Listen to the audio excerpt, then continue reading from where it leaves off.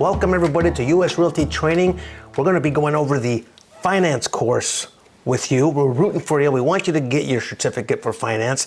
Once you get all 3 certificates, you probably already know those 3 certificates will lead you straight to that state exam. And what do you want to do with that state exam? You want to pass it the very first time and become a nice, solid, professional real estate agent here in the state of California. My name, Robert Rico, R-I-C-O, the head instructor here, and I'm going to guide you through the process. Listen, I'm a master at this, meaning not just the knowledge. I've been teaching my whole life. All right, so I want you to follow my lead.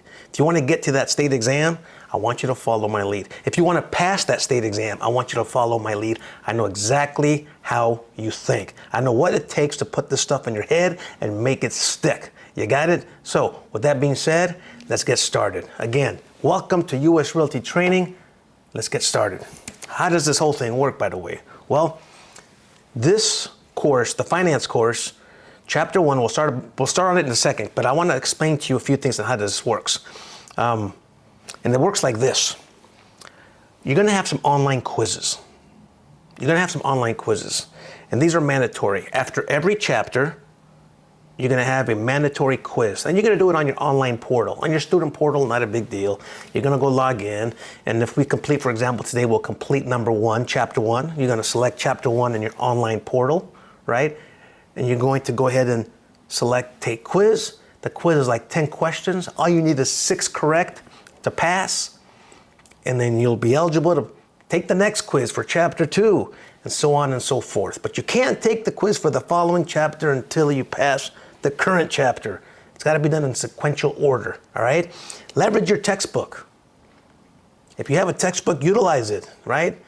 These quizzes and the final to earn that certificate is open book. So if you have to, utilize your textbook. If you don't have the textbook, which I highly recommend you get, if you don't have it though, you'll have your textbooks online. I'm old school. I like to flip through the textbook when I have to find an answer. It's something about feeling the textbook, but it's all up to you. But utilize your textbook if you want. Study all materials. Now, what we're going to be going over this course here with me is the major highlights. Some stuff is bland and I don't want to deal with it. But if you're interested in it, you're like, man, I'm addicted to real estate, by all means, read every single page, every single word if you like.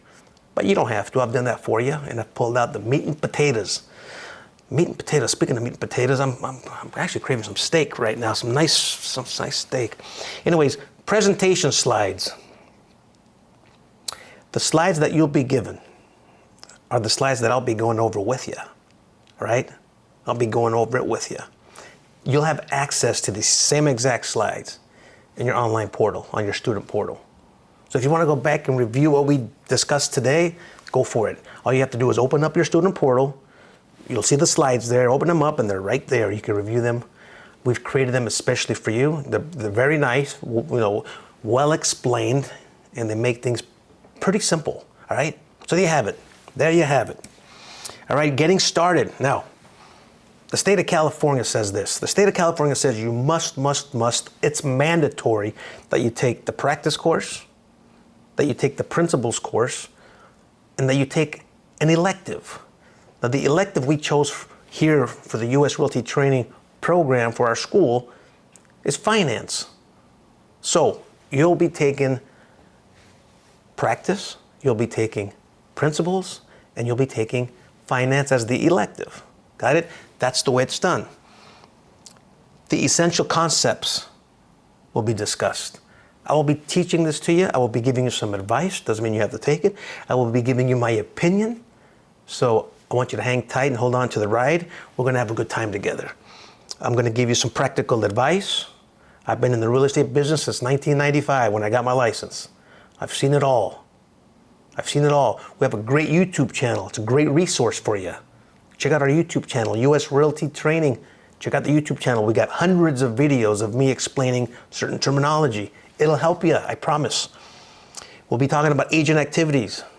What do agents do? How do these things that we're going to be learning affect your livelihood, your real estate career? Why do we need to know this stuff? Don't we just sell houses, open doors, and let people in and make offers? We'll be explaining how that's not all we do. There's a lot more to it than you think, but it's fun and it's rewarding. And then we're going to be talking about forms and disclosures in the real estate field, the legal stuff. That's okay, you'll get it. Because these forms and disclosures, FYI, are self-explanatory. Most of them are fill in the blanks. What's the buyer's name? Fill in the blank. How much you want to offer? Fill in the blank. What is this document disclosing to me? It'll tell you right at the heading. So you don't have to worry about, oh my God, this looks like attorney type documents. It's not. I want you to pump the brakes, relax, read a document, say, oh, I get it. I get it. All right, now, we're almost ready to get started. This is one of my favorite slides, by the way. I created this slide years ago so that you understand all the players in the game, right? All the professionals involved in real estate. And I want you to pay special attention and focus on this page here. There's a lot of individuals involved in the transaction, in real estate, right? And I want you to know how important they are and what they do and why we need them, aside from you as the real estate agent. Look at your screen there. The first one is buyers. What do buyers in real estate want to buy? What do they want to purchase? It's a no-brain answer, right? They want to purchase property. There you have it. That's one of the main cast of, one of the main characters in this movie. In this movie, real estate, is the buyer. And then we have sellers. What do sellers want to sell? Well, typically they want to sell, of course, their property. Whether it be a house, a condo, a piece of land. Sellers want to sell their real estate. And then we have real estate agents. That's where you come in. We got a buyer here, we got a seller here, and your job is to put these two together. You're the matchmaker, right? You're the matchmaker. Buyer, seller, boom, because of you. Put them together. And then you got your lender. Then you got your lender there. What does the lender do? Well, in many cases, this side here, the buyer doesn't have the finances, the money, the cash to buy a house. They don't carry $1 million around town, right? They don't have $1 million under the mattress or in a safe or in the bank. And they need help. They have enough for a down payment, but they need somebody to give them a loan. So typically, of course, they go to the lender, to a bank, and they say, hey, bank, would you mind lending me some money and I make payments to you? That's what a lender does. Huge, crucial part of real estate. We work alongside them. They're the gas to the gas tank. And if you want to travel, we got to fill up the gas tank with gas. So we're going to need the lenders to travel. Keep that in mind. And we want to travel and we want to get to our destination. Keep that in mind. Then you got your escrow officer. You had your buyer, you had your seller, you had you who put them together, and now it's a legal and binding contract, and now we need somebody to babysit this thing. And that's where the escrow officer comes in, the escrow company. Escrow company says, Rico, nice job putting these two people together. Beautiful, we'll take it from here. And escrow's job, ready, wait for it, I'm going to give you my definition, is a neutral third party that protects the integrity of the transaction. I'll say it again. A neutral third party that protects the integrity of the transaction. How do you like them apples? Boom, boom, together, legal and binding. You did it. You hand it off to escrow. Escrow gets it, says, thank you very much. We'll take it from here. If we need something, we'll call you. That's what escrow does. Take a look at your screen. Neutral third party who handles documents and funds during the transaction process. Their job is to make sure every single stipulation that was agreed upon is met. 3 little letters, is met. Every single one stipulation that was agreed upon by these two parties is met. It's a crucial job. Then you got your prospecting. Prospecting agents. I just want to emphasize on the word prospecting. Prospecting is a verb. It's an action. It's doing something. And that's the name of the game. When it comes to real estate, the name of the game is doing something. Staying active. Staying active. I like to call it MAD. M-A-D, MAD. The acronym MAD. You want to be a great agent, in my opinion, you got to be MAD. MAD, M stands for motivated. Now, my opinion, motivated is overrated. It's a moment in time where you're excited, and that can fizzle off. What you have to do is take it to the next stage. Motivation should lead you to activity. Like, okay, my mind is there. All right, let's get moving. So you get active. All right, I'm getting active. I'm good. The mind told me to get active. My body's moving now. I'm going to go out and door knock. I'm going to make phone calls. I'm going to go to classes. I'm going to do this. Mind said, let's go. You were motivated. Action. A is action. A lot of people get to action and they realize, oh, damn, this is a lot of work. I'm not digging this. I'm out. And they check out.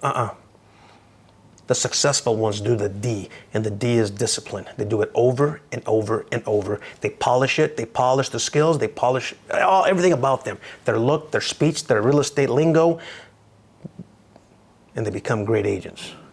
Motivation, activity, discipline. Don't you check out on activity.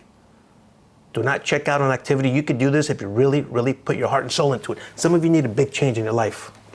Some of you need a big change in your life. Let's do that together. How? Getting through this course, man. Let's get through this course together. Got it? There's your cast of characters. Buyers, sellers, agents, which is you putting them together. We have the lender. We need them. They're the gas in the gas tank. Without them, we're not going anywhere. Escrow officer, the babysitter, remember that? Then you got your prospecting. All right? Without further ado, here we go. Chapter 1 of finance. Let's do this. So we're going to start off. A lot of this stuff is going to be boring. You're going to be, oh, God, really? Yeah, really. We need to know some of this stuff for your quizzes, for your final, and a lot of the stuff you're going to see on your state exam. And I'll let you know which ones I want to highlight and which ones I want you to really remember. And I'll let you know what, on this one here, don't worry about it. Not a big deal. But be familiar with it. I want you to know concepts. I want you to know concepts. Concepts is how to do the things. Why we do what we do in real estate. It's not just memorizing. It's not just memorizing. It's knowing the importance of a concept.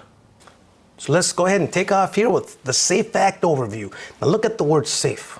Look at the word safe. It obviously is trying to tell us something that's good, right? The SAFE Act. Somebody's trying to keep us safe. Let's take a look here at the screen. The secure and fair enforcement, that's where SAFE comes from. The Secure and Fair Enforcement for Mortgage Licensing Act was implemented as part of the Housing and Economic Recovery Act of 2008 to place federal controls on the mortgage industry. All right?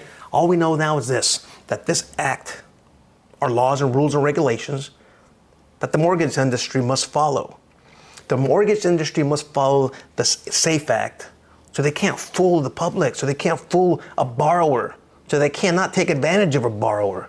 The SAFE Act is a beautiful thing for consumers who need financial assistance to borrow money and purchase a home. SAFE Act, it's a good thing. Key changes, the new licensing requirements for mortgage loan originators. There are new changes, key changes. Now this is regarding mortgage loan originators, somebody who wants to become a lender, be involved in the lending industry. MLO. MLO stands for mortgage loan originators. Now I want you to focus on the word originator. What does the word originator mean? To originate something. It means to begin, right? To start, to begin. To start something. To launch something. I'll start it. I'm the originator. I'm not going to finish it, but I'll start it. That's the originator. In this case, they're talking about mortgage loans. The person who starts the loan process. The guy who you're going to meet there right in front of you when you walk into a bank. When a borrower walks into a bank and says, hello, bank, how are you? I'd like to borrow some money if possible so I could purchase a house. The lender's going to say, well, have a seat here. Would you like a cup of coffee? And of course, you're going to say, yeah, I'll have a nice cup of coffee, cream and sugar, please. And you're going to sit across from each other. By the way, we call this the primary mortgage market. I'm just setting the seed now, right? I'm planting the seed now. We call this the primary mortgage market. Just go with me. The primary mortgage market. Hey, how you doing? Nice tie. Nice cup of coffee. Thanks for coming in today. Sure, how can I help you? All this, we could see somebody, we could smell somebody, we could look at somebody. All this is done at the primary, because the borrower is the primary person in front of us. This is all done in the primary mortgage market. And the person that's helping you out there, on behalf of the lender, is the mortgage loan originator. They're the one that's going to start the process. Well, let's see if you qualify, borrower, and have a seat. We're going to have you fill out this application here, and then we'll go from there. The mortgage loan originator. It cannot be just anybody. The person here, the mortgage loan originator, has to have some type of credentials. And based on the SAFE Act, they're going to make sure of that. They're going to make sure of that. And not just any, not any Joe Schmo, or I wonder why we always use the word name Joe. Not any Willy Billy or who can just come in and be a mortgage loan originator. It's got to be a qualified person with standards. And those standards are set. State implementation. Most states have implemented the SAFE Act. Non-compliant states limited to HUD and government loans. Now we're getting somewhere. Here come the standards. Here comes the qualifying items required to become a mortgage loan originator. Anybody who wants to be involved in the mortgage loan industry. SAFE Act prohibitions. Registration required. Prohibits individuals from working as residential mortgage loan originators without proper registration or licensing. There you have it. So they got to have a license. All right? So any lender, mortgage loan originator who says, hey, would you like a cup of coffee? Have a seat. Let's fill out an application for you, borrower. Where's all this done, by the way?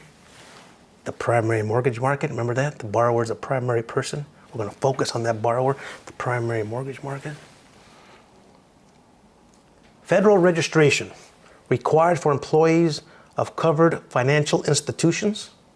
Now we're getting real serious. Required. Required means it's a must. State licensing.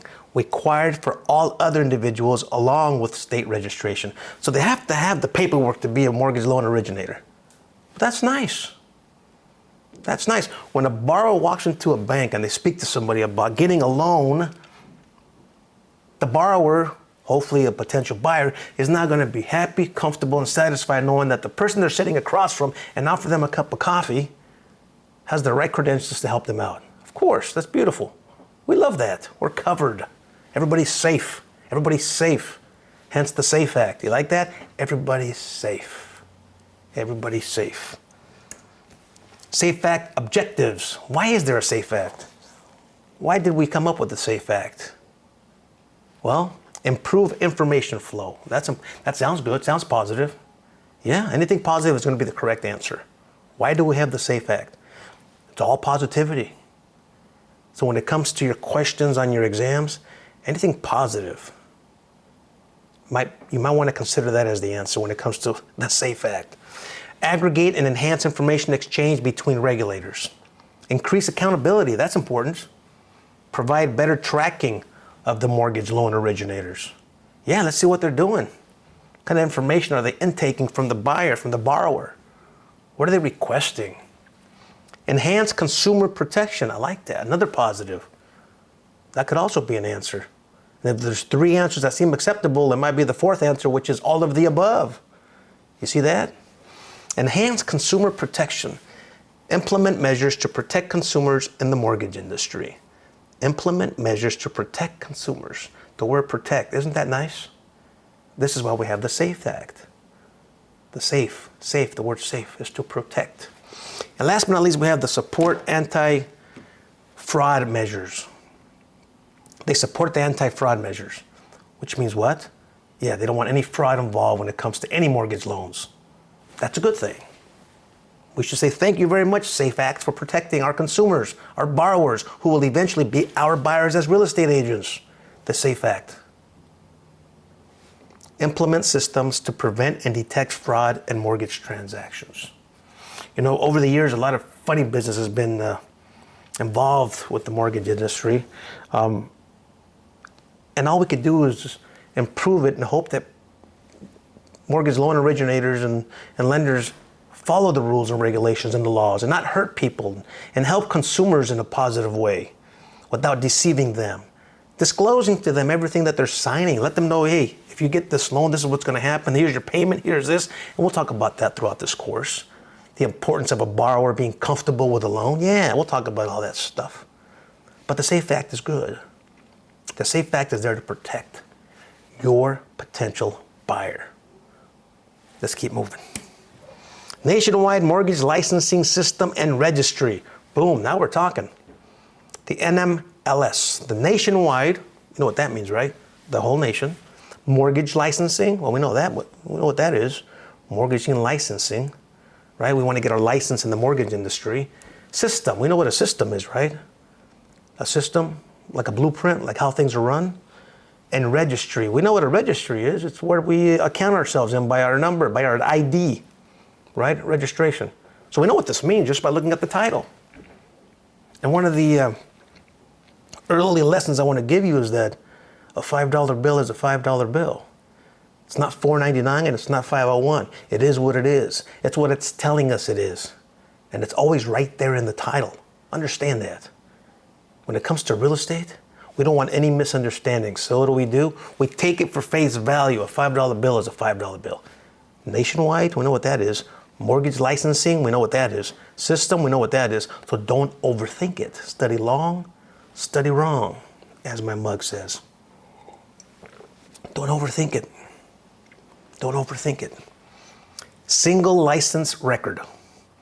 The NMLS contains a single record for each mortgage lender, broker, branch, and mortgage loan originator. Everybody's got their ID, their number.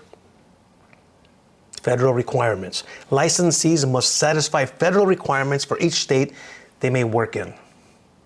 Fair. And qualification assessments. Qualification assessments include federal and state examinations, background checks, credit reports, and fingerprints.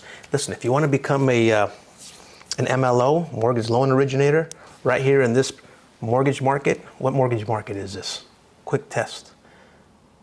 Yeah, remember that? The primary mortgage market? Yeah. You got to fall through all this.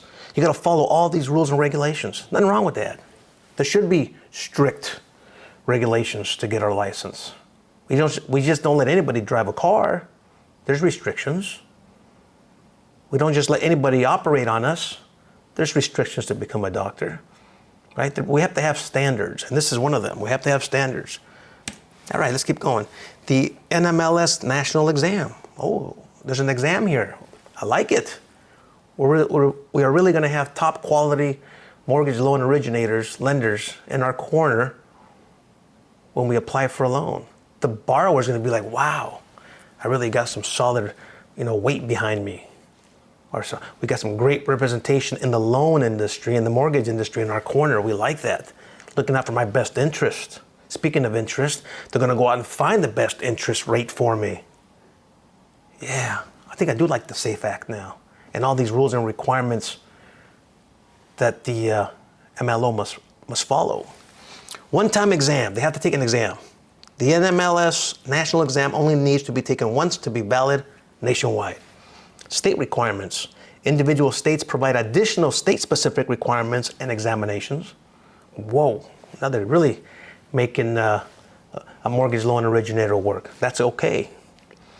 And licensing laws. State exams cover licensing laws and practices specific to each state. Yeah, a lot of hurdles that potential mortgage loan originators have to go through, but that's okay. And they understand that. It's to give them validity. It's to give them validity in their field, and it makes the client, the consumer, the borrower a lot more comfortable. Got it? Let's keep moving. Unique identifier. All right, definition. A nationwide identification number assigned by the NMLS and R to each person applying for the MLO endorsement. A fancy way of saying we want to know who you are when you're applying. All right, we want to know who you are. Assigned, we're going to give you a number, your ID number. We want to know who you are, and this is your name attached to this number. Separate licensing. The state license remains separate from the MLO designation through the NMLS and R endorsement. And last but not least, the purpose. Why have all this? Why have all this stuff? Ensures that there is consistent identification of mortgage professionals across the states. Self-explanatory. We know that Joe Schmo's number is 12345. Everybody's got an ID. Well, what does that mean? It means everybody, whoever has an ID, passed the federal exam, the state exam. All exams are required to become a licensed MLO. Now, Senate Bill 36, again, a little bit of more technicalities here, a little bit more facts. Do I want you to know Senate Bill 36? Of course not. You're not going to become a real estate attorney, but know a little bit about it. Enacted in 2009 to identify real estate licensees conducting mortgage activities. That's a good thing. I'll explain in a minute. Compliance requirements requires all states to comply with the Federal SAFE Act. That's fine.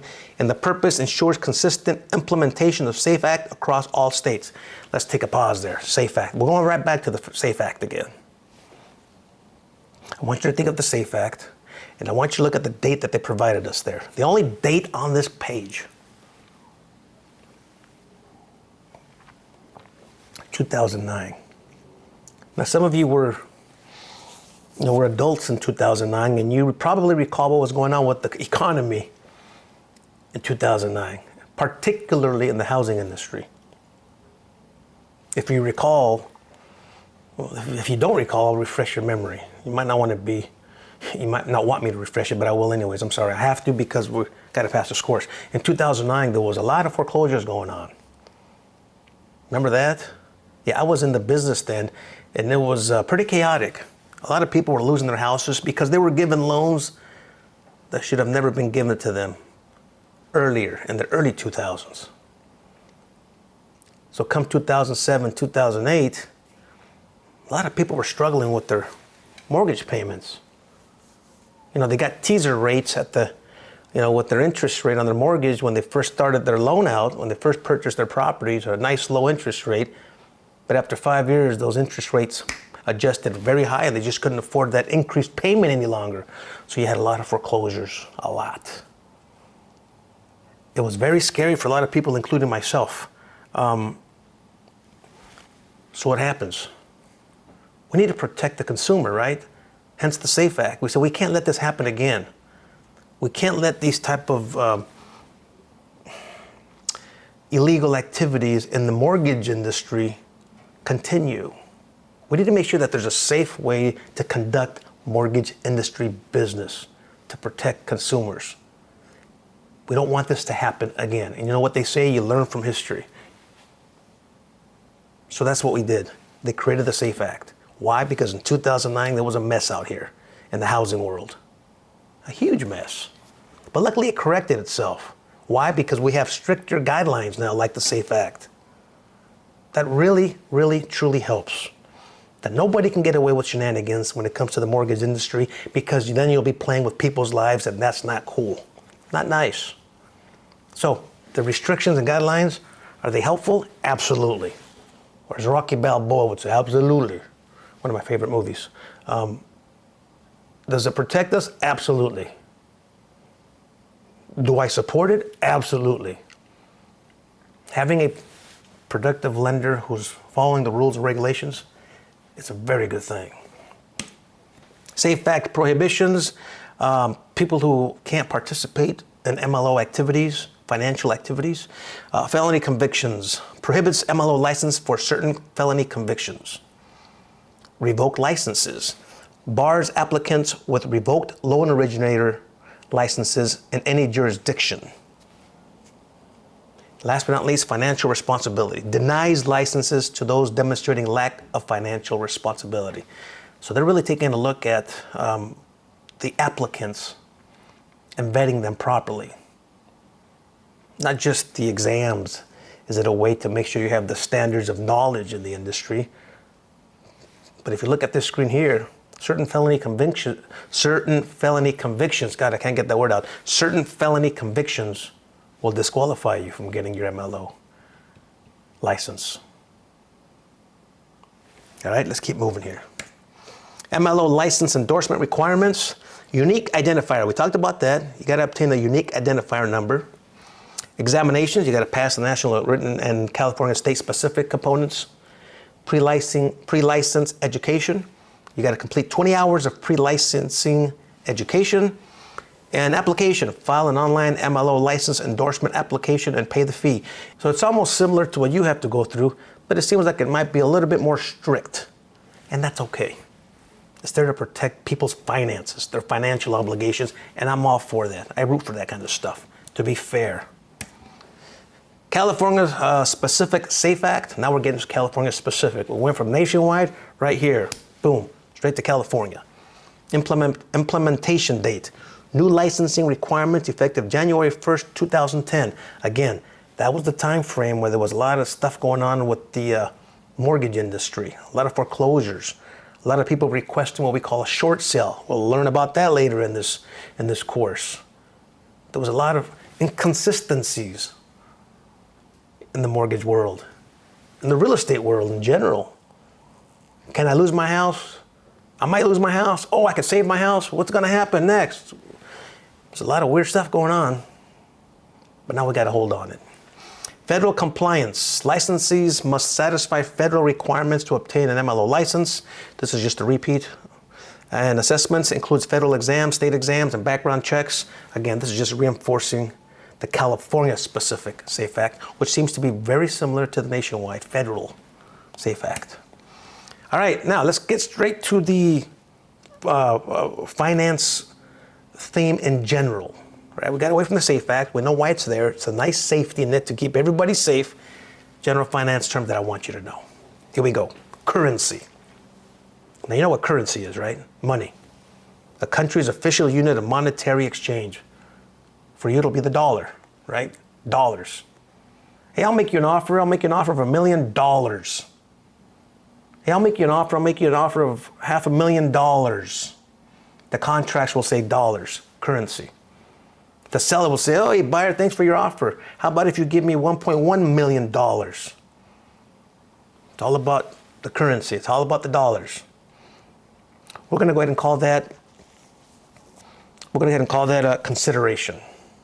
I'm just going to throw that word at you just for now. It'll come more natural as we move along this course. Consideration. Consideration is, hey, I'll give you this if you give me that. I'll give you this consideration. In this case, it's money if you give me the deed to your house. Consideration. Money, consideration. I just planted another seed. Don't worry about it. Interest. What is interest? Interest is money paid to somebody for borrowing their money. Interest paid for money borrowed. The charge for the use of money. People pay for the privilege to borrow. Interest. And that's what a borrower is going to pay the lender. The borrower over here is going to say, hey, lender, how you doing? Right here. Cup of coffee, good. Hey, listen, I'd like to borrow $1 million. Lender does his little research. They run your credit. They, whatever they have to do. We'll talk about that later also. And they say, sure, sounds like you are pre-approved. We like you as a candidate, as a borrower. We'll charge you 6% interest rate. That's our fee for lending you the money. Interest. The lender has to make some kind of money if they're going to release a whole bunch of funds to somebody else. And then you got your primary mortgage market. I already planted the seed on that one. Anything we discuss here at my desk in this realm, we talk interest rates. We talk, hey, what's my payments? My payments are going to be, your payments, borrower, are going to be $5,000 a month. Oh, okay. All this is done at the primary mortgage market, where loans are originated. Remember that word? Originated? Where loans are started, are launched. That happens at the primary mortgage market. We could see each other. We could talk to each other. I can call you. Hey, lender, how you doing? I have a question regarding my application. All this happens at the primary mortgage market, where lenders originate real estate loans directly to borrowers.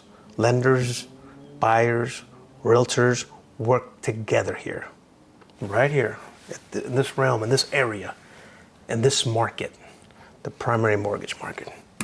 All right, let's keep moving. Debt. What is debt? A dollar amount that is borrowed from another party, usually under specific terms, and can be secured or unsecured. Debt. I borrowed $1 million. Now I owe the bank $1 million. And it's a secured debt. What does that mean? It's a secured debt. It means no ifs, ands, or buts. The bank is getting paid back. They're going to get paid back either from the borrower or from that house that I just bought. That house is collateral. That's the security for the lender. That beautiful 2-story house, or that small single-story house, or that little condo up there, that's the security for the lender. They're saying, we'll give you the money to buy it, but if you don't pay it back, we're taking back that house.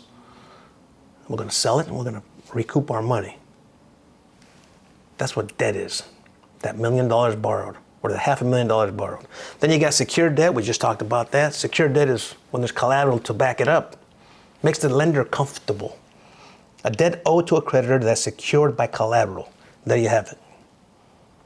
Then you have equity. What is equity? Equity. Equity is a good thing financially. Equity is a good thing financially. It's the profits made from your property.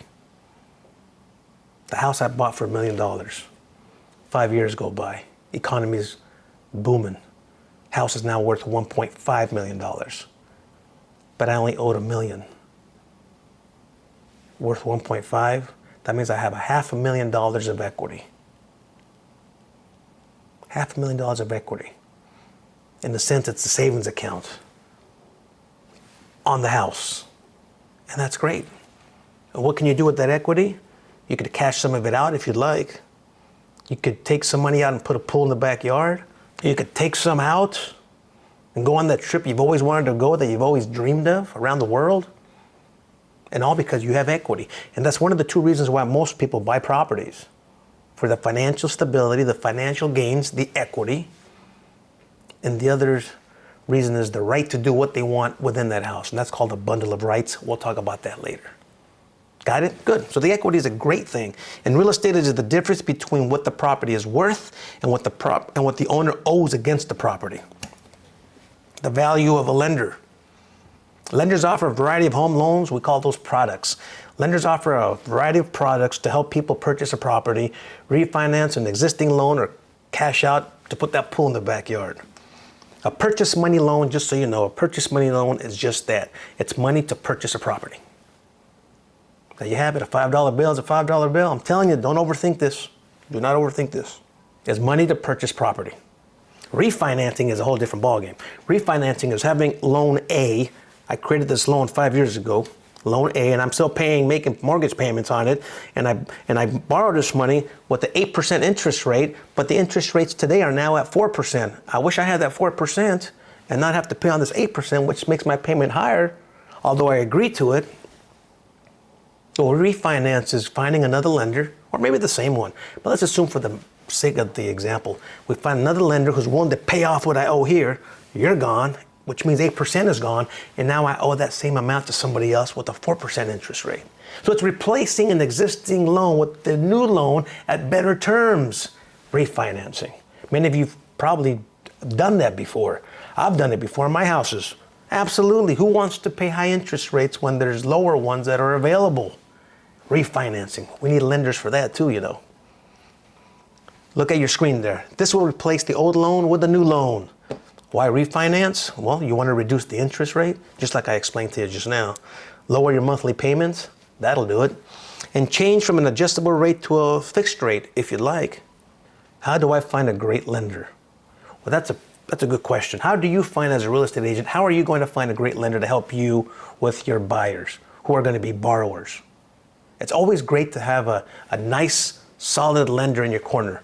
Well, first we have to ask ourselves, what is a great lender, right? Well, we want somebody who's got great communication skills, somebody who's got a very good, solid personality, personable. This is a people business, by the way. Somebody who's knows the products, meaning the loans, type of loans are out there. What are the best type of loans out there? Who's knowledgeable in the interest rates, who's experienced, who makes your client feel good. All that is important. So where do I find somebody like that? Well, as a new agent, you're not going to know many people in the field. This is my recommendation. I want you to talk to people in your office and the brokerage you're going to select to work in.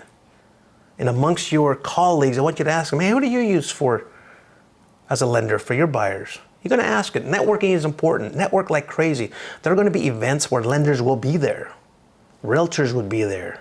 Title representatives, the whole community of real estate will be at these social events. And networking is huge. You can actually meet them face to face. And sometimes when you meet them, you become very comfortable. Meeting them face to face is a lot different than just getting a referral from somebody. Somebody saying, if I were you, I would use Joe.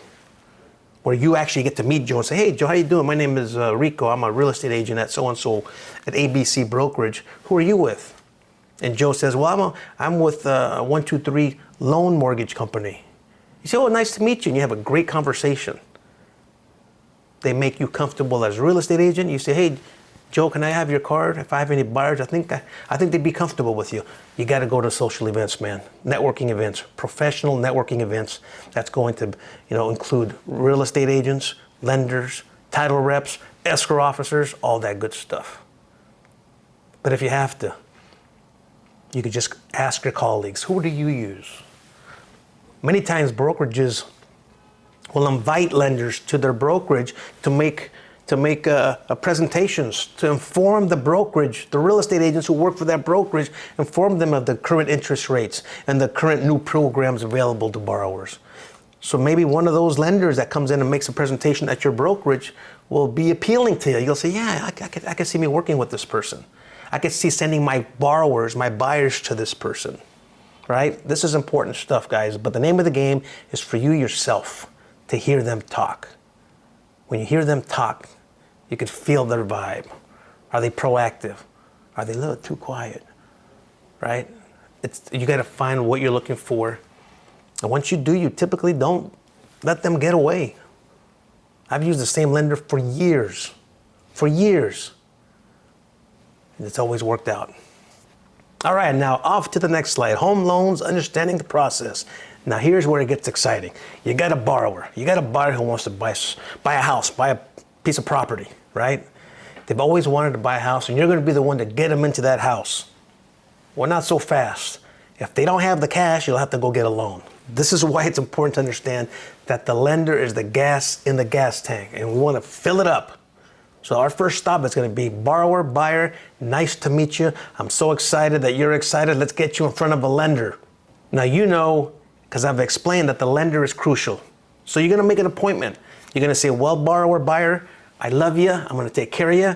I know exactly the person we should go speak with regarding getting you a loan. Because don't forget, you've attended those network events and you've spoken to your colleagues. So you have somebody in mind that would be a great lender for your borrower, for your buyer, right? So first things first, you're going to find that lender. You're going to make an appointment to meet with them. And you're going to meet with them at the primary mortgage market. Remember that? And if you'd like, it might be a good idea. I highly recommend it. That's my advice. That on your very first trip over to the lender, that you join your client, right? So it'll be the borrower, which is your client, the buyer, the lender, and yourself. Those three entities will be there at that initial meeting. You got your buyer, borrower, you got you, the real estate agent, and you got your lender. Those three right there together is magic. That's where the real power is. The three together. Got it? Good. So first things first, you sit there at the primary mortgage market. You're sitting there. They're offering you a cup of coffee. Would you like a cup of coffee? Heck yeah, I want a cup of coffee. I love coffee. So they give you a cup of coffee. Make you real comfortable. Everybody's comfortable.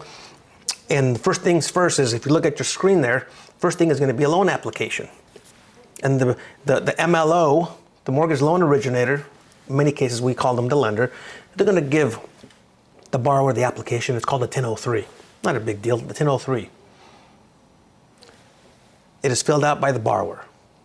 Then, of course, the lender MLO is going to say, well, now we got to run your credit if you're okay with that. Yeah, I'm okay with that. Well, the sign here is saying you're okay. A few things go on there. They run their credit. See how the credit is? The credit history is important. If the credit history is fine and their documentation that is requested by the MLO, by the lender is fine, that they have all that with them, last 2 years of taxes, their paycheck stubs, everything required is given to the lender. The lender will then say, fantastic, you are pre-approved, go find yourself a house. So of course now your borrower, buyer, and you go out and look for property. Your job now is ready to rock. So you go out, find them a nice house that they like, you make the offer and the offer gets accepted. Congratulations. So now you open escrow because your offer got accepted. You have a buyer, your buyer send an offer over to the seller. Seller received the offer. Seller says, thank you very much. We like your offer. We'll sign it. legal and binding contract. Remember that? You did that. You put it together. Give it to the escrow company, and escrow says, we're open. We're going to babysit this thing.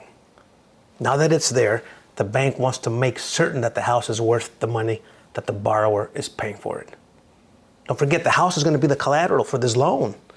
That if the borrower, your buyer, doesn't pay up, the bank's going to take the house back on a foreclosure and try to sell it themselves and recoup their money.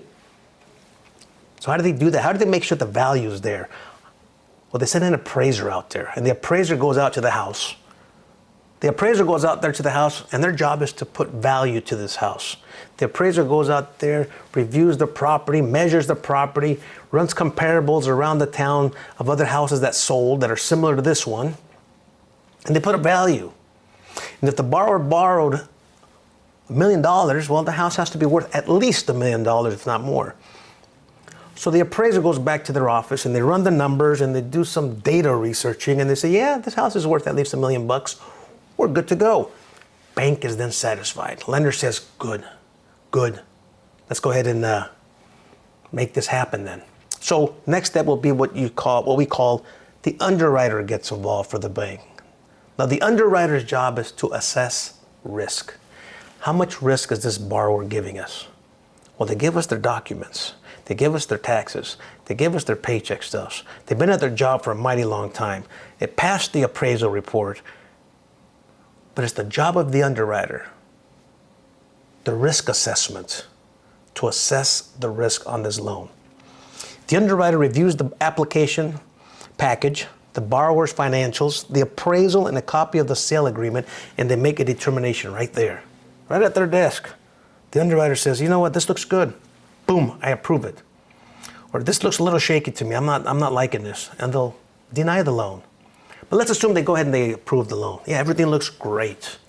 Everything that the lender asked for, the borrower, which is going to be a buyer hopefully, has provided to them. So we're good to go there.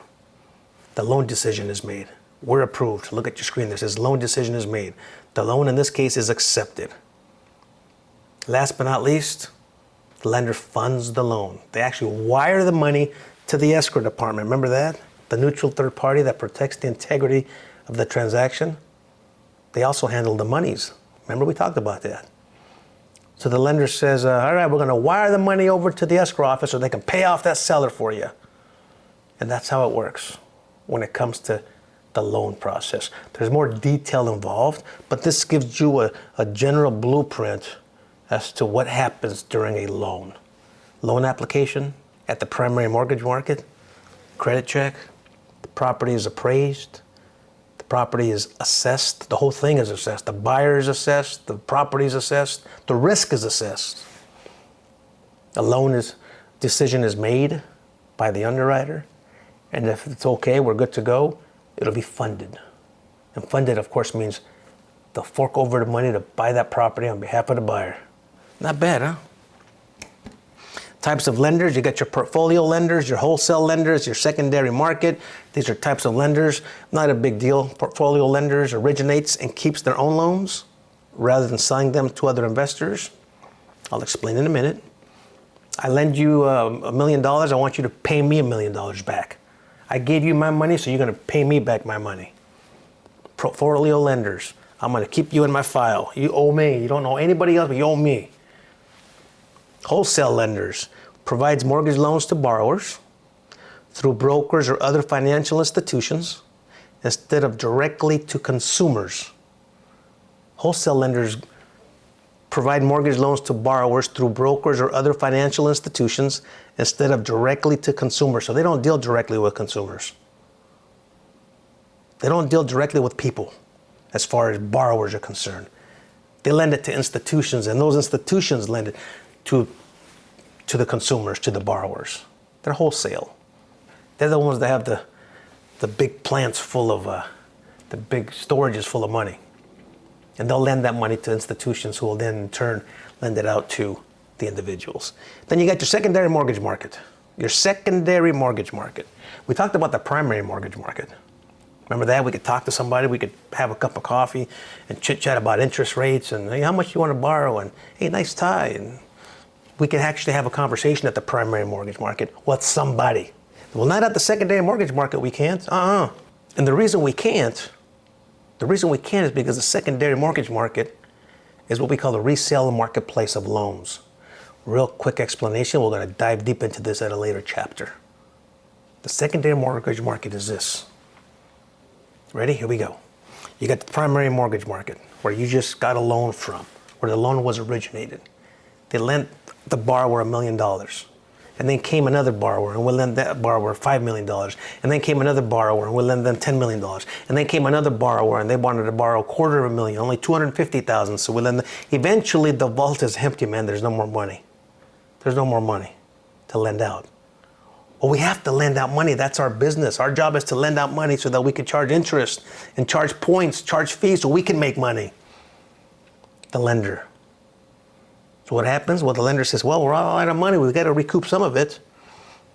What do? They take all the files that they have of people that owe them money. They package them up.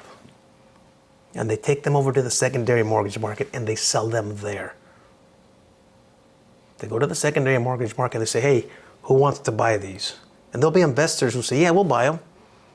And they'll buy them. And the borrower will now make payments to the new investor. And the lender just replenished what? Yeah, that vault full of money again. So they can start lending out money again. And that's what the secondary mortgage market is. The borrower never talks to the secondary mortgage market. Ever. They don't negotiate with the secondary mortgage market, only at the primary mortgage market. Got it? Fantastic. Mortgage banker, not your typical traditional neighborhood bank. A mortgage banker, all they do is lend money. Lend money. They don't have a checking account there for you and all that stuff. They don't have any coffee for you. No tellers, no savings accounts, no investment trust division, no deposit boxes, no coffee stations. That's not nice. No coffee station for the customers. They're strictly lending money out. Privately owned and rely on fees from originating the loans and servicing the real estate loans. So they're just, all we do is, money, money, money. We're not people. We're not people persons or people. That sounds funny. But we don't want to talk to anybody. We just deal with money. It's okay. That's a mortgage banker. Keyword there is banker. Think of a bank. A bank. A vault. Cold. We just deal with money. A banker. The secondary mortgage market, well, I'll give you a brief description of what that was. The main task is to make money available at the primary mortgage market. Loans are not originated there. Where were loans originated? We talked about that. At the primary. Remember that? At the primary mortgage market. The purpose is to resell your loans, to have more money in the vault. Remember that? Look at where it says function there. The secondary mortgage market allows banks to sell their assets quickly when money is needed to lend out, especially when home loans are high in demand. We need some more money in here, man. We'll go sell some of our loans to somebody, to investors. Lenders will typically keep jumbo loans in their portfolios. We'll sell these loans, but we're not selling our jumbo loans, our big loans. We want to keep those and collect interest on those big ones and not sell those in the secondary mortgage market. Jumbo loans surpass the max loans set by Fannie Mae and Freddie Mac. We'll discuss that at another time. But our jumbo loans, keep in mind, we're not selling those at the secondary mortgage market. Lender says, we'll keep those. But we're selling everything else because we got to replenish this vault with money. Take a look at this image here. It almost tells us, visually, it makes sense. It makes sense. Dead center, you have the bank. Look at dead center, you have the bank. And if you look at the arrows, it's saying the bank makes loans. And that's what they do. The bank makes loans. When the bank needs money, if you look at the arrow on the right side, it'll sell a bundle of mortgages. Collect all of our mortgages, bundle them, and let's go sell them. And they'll send somebody out to the secondary mortgage market. They'll send somebody out to the secondary mortgage market to get rid of these loans. And at the secondary mortgage market, we have a few players there who are willing to buy these loans. Typically, it's Fannie Mae, Freddie Mac, and Ginnie Mae. These are the three biggest players in the secondary mortgage market. They'll say, you know what, we'll take them on. We'll purchase them from you so you can replenish your bank, your vault. the lender then gets that money, receives the cash, as you can see there on the left side, to make more loans. That cash goes right back to the bank, and we do this over and over again. The left side, primary mortgage market, people walk into these banks and speak to somebody. The right side, secondary mortgage market, we don't speak to them. The borrower doesn't, at least. The bank does. Bank has a relationship with them. The consumer has a relationship with the bank at the primary mortgage market. It's all making sense, isn't it? I knew it would. It's all making sense. Good. Secondary mortgage market organizations, you got your Fannie Mae, you got your Freddie Mac, and you got your Ginnie Mae. These are the three biggest supporters, participants, how about that, in the secondary mortgage market. There you have it. You got your Fannie Mae, which is the Federal National Mortgage Association, better known as Fannie Mae. You got your Federal Home Loan Mortgage Corporation, better known as Freddie Mac.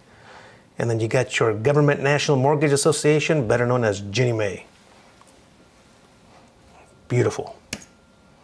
Brief history of the participants. Don't have to know any of these dates at all. Just a little bit something to think about, how long they've been here. Look, Fannie Mae has been here since 1938. Ginnie Mae 1968 and Freddie Mac 1970. These guys are big dogs in the secondary mortgage market. Yeah, so we have a great video on explaining all of this here, the secondary mortgage market, on our YouTube channel. Check out our YouTube channel at US Realty Training. Great YouTube channel. We got hundreds of videos there for you, but we have one in particular that's fantastic, explaining the secondary mortgage market. You'll enjoy it. Take a look at it. But these dates here is just to show us the validity and how important and how long these have been around to help us out to replenish money so that the economy and at least in the mortgage industry can keep rolling along and rolling along. All right, seller financing, also known as a land contract. Interesting. I definitely want you to know this. I definitely want you to know land contract. You're going to see this on your exams. Oh, what is a land contract? Well, typically a buyer-borrower will go to a bank, which is the primary mortgage market, have a cup of coffee, and apply for a loan. A few times, maybe, the bank, the MLO, will say, well, after looking at all your data, Mr. and Mrs.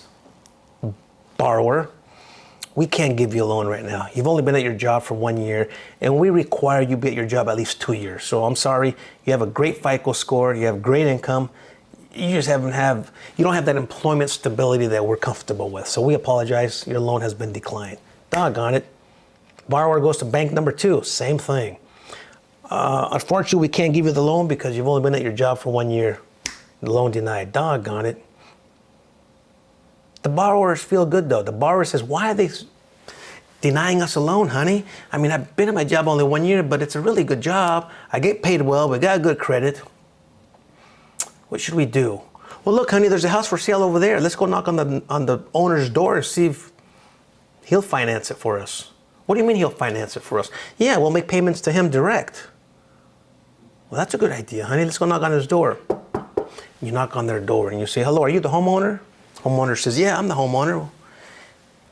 And the buyer says, well, listen, we couldn't help but notice we were driving by and you have a for sale sign in your front yard. And the owner says, yeah, it's for sale. You know, $500,000, $500,000, it's all yours.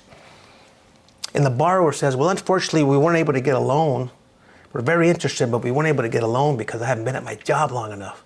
But I have proof here that I made good money. I've only been at my job 1 year, but it's a long job. It's going to be, you know, a nice career for me. I have all my other documentation with my taxes. I have great credit. Here's my report. Mr. Owner, we'd appreciate it if we make payments to you and you be the bank. Interesting. Not a bad idea. It's a for sale by owner, but it's also the owner's going to finance this thing. The owner becomes the bank, and that's called a land contract. Seller financing. The seller's going to finance this thing. A land contract, similar to the loan made by an outside lender. In seller financing, the seller acts as the beneficiary and the buyer as the trustor. So in this case, anytime I say the word lender, I want you to think of the beneficiary. The lender always benefits. How? Well, they collect interest. Remember interest? Money paid for money borrowed? In this case, since he's going to be making direct payments to the homeowner is the lender, the homeowner is the beneficiary. Everything else remains the same. Everything else remains. The house is still collateral. The house is still collateral. If the new homeowner, the buyer, doesn't make payments on this house as agreed upon between him and the homeowner, the seller has the right to take back the property. Same exact thing. So, just so you know, there's also an option called a land contract. It doesn't happen often, but it does every once in a blue moon. How it works, the funds are usually in the form of a loan that is secured by a trust deed in the favor of the seller. Same exact thing, the trust deed. And the seller will release the deed once the buyer finishes paying it off. Benefits for the buyers, flexible options for buyers with lower credit scores, or in this case, hasn't been at their job long enough. No down payment or reduced closing costs.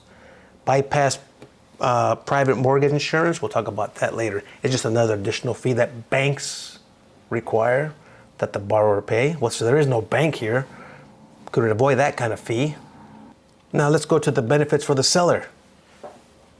They can offer interest rates above the current market, since in a sense it's a for sale by owner, and you got two people here just making a deal together and agreeing to something. Sell properties during periods of limited credit access. More importantly than that, the seller can say, listen, I don't mind being your lender, but I'm going to require you, buyer, to at least give me a substantial down payment. I don't know, give me 10 G's or give me $25,000, and then we could go ahead and make out our arrangement for the payments, right? So the seller could make any type of, they can organize any type of loan the way, they can structure it any type of way that both find it beneficial to everybody. I mean, it's reasonable for the seller to say, hey, if you give me a large down payment, say $15,000, $20,000, I agree. I'll be your lender, sure. So this is a great way for a buyer who's having trouble getting a loan of purchasing property, going straight to the source. In this case, the source is who? Yeah, the seller. Hope that makes sense. All right, let's keep moving here. Seller financing example. Here's an example of it. The property and offer. Step at the top left. Chad makes an offer on a house owned by John, who accepts an offer of $375,000. All right, so Chad makes the offer. Chad is the buyer. The buyer situation. Chad is self-employed, but is currently unable to obtain a loan at a favorable interest rate since his income fluctuates year to year. So he can't find a bank who's comfortable with this situation. The seller solution. John, who's the owner, has no existing loans on the property and must sell as soon as possible. So he offers a carryback financing, a land contract, on a first loan for $300,000 with a favorable interest rate if Chad can put down $75,000. Which means John is willing to take a loan, give a loan to Chad for $300,000 if Chad comes in with $75,000 down payment. The outcome, Chad agrees and the transaction is successful. There you have it. The seller wanted $375,000. Chad came in with $75,000 down, leaves a balance of $300,000. John will be the bank. Chad will pay John $300,000 in payments. Hence, a land contract. Seller financing. Mortgage broker and MLO definitions. A mortgage broker and a mortgage loan originator. Don't forget, we discussed the mortgage loan originator. They originate loans and then they go ahead and run the process. Remember that? The appraisal and then the funding. All that stuff. They do everything required to get you the money, to get the borrower the money.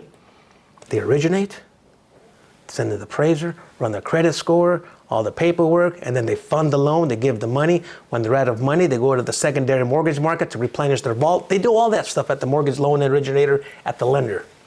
So who's the mortgage broker? Who is the mortgage broker? The mortgage broker, look at the word there, broker. The mortgage broker is broke. That's how I want you to remember it. The mortgage broker is broke. They don't have any money to lend out.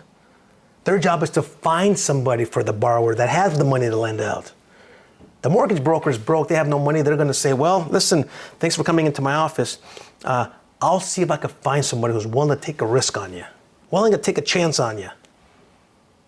My job is to find you a lender, and hopefully I can find one for you, borrower. So the mortgage broker's job is simply just to originate loans, to start the process. Listen, I'll take your application now, and I'll run your credit score and all that stuff, and I'm going to package it nicely for you, but that's all I'm going to do. I can't fund it because I got no money. I'm broke. And if they find a lender, they'll pass that file over to the lender, and that lender will fund the loan. And the mortgage broker goes away. And the borrower will be making his payments where? To that lender, not to the broker. Broker's job is simply to be the matchmaker between the borrower and that lender. After that, broker's out. How are you going to remember this? Mortgage broker is broke. Look at the very bottom there. Interesting fact.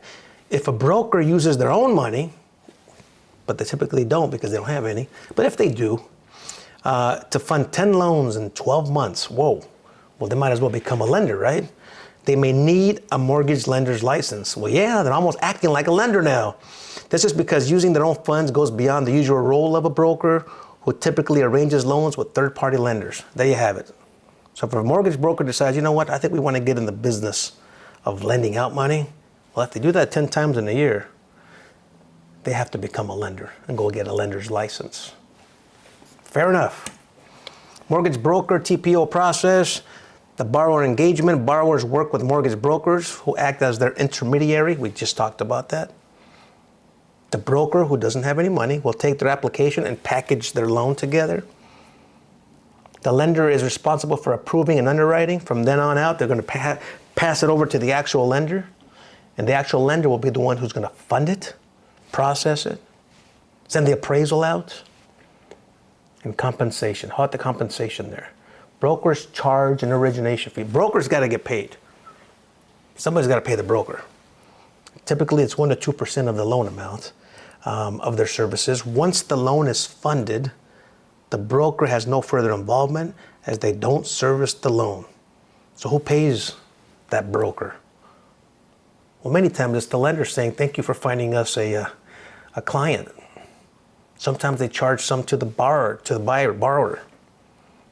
That's okay. So that's up in the air. It could be the lender who pays the broker. It could be the buyer who pays the fee. Just know that the broker is broke and they have no money unless they decide to get involved in the lending industry. If they do at least 10 in 1 year, they got to get their license. Employee types and regulations. We got the contract employment. Files income on IRS Schedule C unless paid W-2 income. Clerical employees generally pay salary or wages. Loan processors perform clerical support, must have NMLS and R unique identifier if not a W-2 employee. Just stuff. Just want you to know what's going on in the lender's department. Don't have to memorize any of this. Just to let you know, the main person who's going to be helping and assisting the buyer-borrower is going to be the mortgage loan originator, and they must have all their credentials in order to do that. This here that you see on your screen is supporting staff. Not a big deal. All right, data security and mortgage operations. Email security.